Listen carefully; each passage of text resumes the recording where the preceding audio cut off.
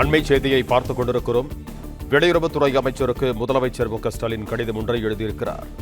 இலங்கை கடற்படையினரால் சிறைபிடிக்கப்பட்ட அனைத்து மீனவர்களையும் விடுவிக்க தேவையான அனைத்து நடவடிக்கைகளையும் எடுக்க வேண்டும் என்று அந்த கடிதத்தில் முதலமைச்சர் குறிப்பிட்டிருக்கிறார். மீனவர்களை விடுவிக்க நடவடிக்கை எடுக்க முதலமைச்சர் மு.க.ஸ்டாலின் வலியுறுத்தி இருக்கிறார்.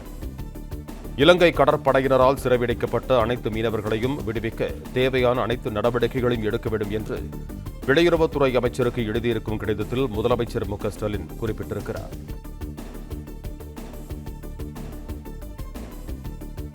வெளியுறவுத்துறை அமைச்சர் ஜெய்சங்கருக்கு முதலமைச்சர் மு.க.ஸ்டாலின் கடிதம் ஒன்றை எழுதியிருக்கிறார். இலங்கை கடற்படையினரால் சிறைபிடிக்கப்பட்ட அனைத்து மீனவர்களையும் விடுவிக்க தேவையான அனைத்து நடவடிக்கைகளையும் எடுக்க வேண்டும் என்று அதில் குறிப்பிட்டிருக்கிறார்.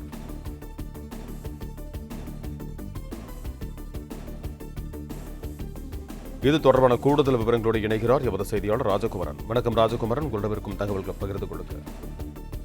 வெளியுறவுத்துறை அமைச்சருக்கு முதலமைச்சர் இன்று எழுதியிருக்கக்கூடிய இந்த கடிதத்திலே நேற்று இரவு மயிலாடுதுறை மாவட்டத்தைச் சார்ந்த 14 மீனவர்களையும் அவர்களுடைய மீன்பிடி படகுகளையும் இலங்கை கடற்படையினர் சிறைபிடித்துள்ளதை சுட்டிக்காட்டியிருக்கின்றார். இந்திய மீனவர்களும் மீன்பிடி படகுகளும் இலங்கை கடற்படையினரால் சிறைபிடிக்கப்படும் சம்பவங்கள் தொடர்ந்து நடைபெற்று வருவது கவலைக்குரியது என குறிப்பிட்டிருக்கக்கூடிய முதலமைச்சர் 2024ஆம் ஆண்டில் கைது செய்யப்பட்ட பல மீனவர்கள் இன்னும் இலங்கையில் காவலில் வைக்கப்பட்டுள்ளனர் என்பதை குறிப்பிட்டு சொல்லியிருக்கின்றார்.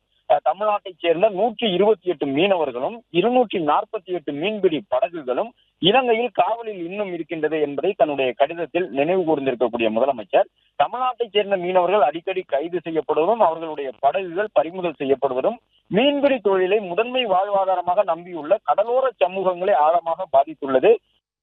பிளே ஸ்டோர் மற்றும் ஆப் ஸ்டோரில் இருந்து பாலிமர் செயலியை QR கோடு மூலம் பதிவிறக்கம் செய்யுங்கள்.